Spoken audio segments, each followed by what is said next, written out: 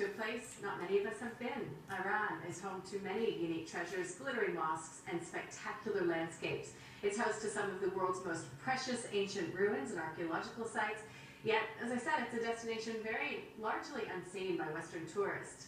But more than a decade after being branded part of the axis of evil by U.S. President George W. Bush, Iran is improving its relationship with the West, and it's throwing its doors open to foreigners, relaxing visa requirements, and boosting its tourism industry.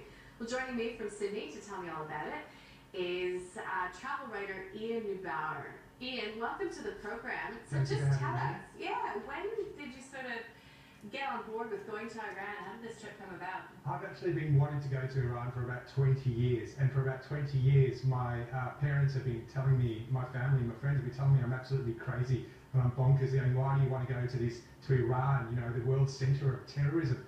And this year I actually decided stuff that I'm going, because if you recall, in last June Iran signed a lasting nuclear agreement with the United Nations Security Council, which meant a easing of the economic sanctions, and also signified that Iran was ready to play a more constructive world, a more constructive role in the world. Yes, I can imagine it is like truly visiting, you know, a whole other culture. Obviously, what do you do when you first get there?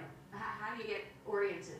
How do you get oriented? Well, look, when I got there, I landed at 1 in the morning, the way that the international flight transfers work. And I stayed at the Novotel Iran. It's a brand new hotel. That's actually the first internationally branded hotel in Iran since 1979, Hilton and Sheraton and all those names, and to run out of the country when the Iranian Revolution happened. So they've got this beautiful new 4-star hotel there. It's about 45 minutes drive from the city, and because it's the country's only internationally branded hotel, you can expect the kind of service that you get at any other Novotel or any other 3, 4 or 5-star hotel around the world. It's very convenient, and it eases you into the country. And do you have to sort of stay within the city, within the urban areas, or did you go off the beaten track and get out of the urban areas at all? Look, I definitely got off the beaten track. One of the most memorable experience I had in Iran actually was going to see the Kuf, which are the Yellow Mountains, which are not too far from Iraq, in central west Iran. Now, I was in the city of Isfahan. Isfahan is one of the grandest and most beautiful cities in the world. The 17th century proverb actually said, Isfahan is half the world because it's so beautiful. So I was sitting in Isfahan at a cafe, and I got approached by a tour guide called Farshid Zandi from Zandi Tours. And he started telling me about these yellow mountains I had to see, and I was going, mountains in Iran? I didn't come here to see mountains. But Farshid was very convincing. We went for a little drive, 250 kilometres from Isfahan, but then we saw these snow-capped mountains that were incredible. I dubbed them Iran's Himalayas. Now, in the winter they actually had a ski resort there, but in the summer it's a great hiking destination. I went hiking in the mountains with Farshid, and we actually found some glaciers, and we walked on top of ice. I mean, who would have thought glaciers and ski resorts in Iran? It sounds amazing. How did you get there? What's the best way to get to Iran from Australia? How easy or difficult is it? It looks very easy. I flew with AirAsia. Now, AirAsia is a low-cost airline. It's not normally one you'd think about when it comes to business class, and that's because they don't have a business class.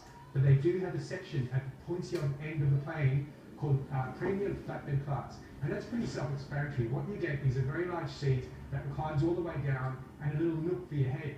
What that means is that you get a full night's sleep. Now, what don't you get? You don't get a glass of champagne on arrival, you don't get limousine pickup, you don't get lounge access, but you get it at a very reasonable cost. It's tickets on AirAsia from Sydney to Tehran start at $1,100. If you look at their competitors, Etihad and Emirates, their tickets are around $4,000 one way. That's a saving of $3,000 one way. Is there a payoff? A little bit. Now, on the way there, AirAsia actually gets you there faster than Etihad or Emirates, 18 hours and 15 minutes compared to 18 hours and 45 minutes, so it's half an hour faster.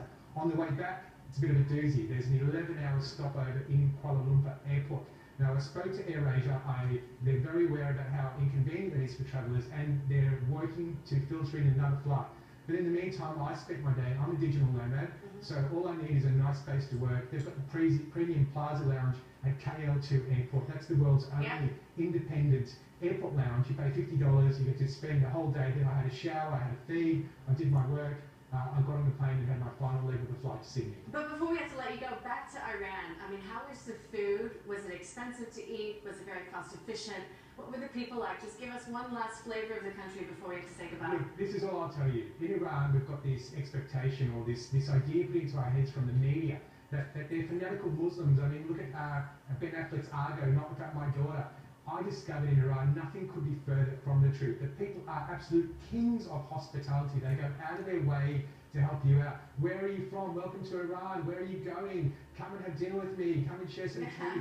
The Iranian people really roll out the red carpet, and it's an incredible destination. I recommend anyone with an adventurous spirit to go there. Ian, thank you. Appreciate it. Ian Neubauer, he is a travel writer, and he was joining us from Sydney. That's all we have time for.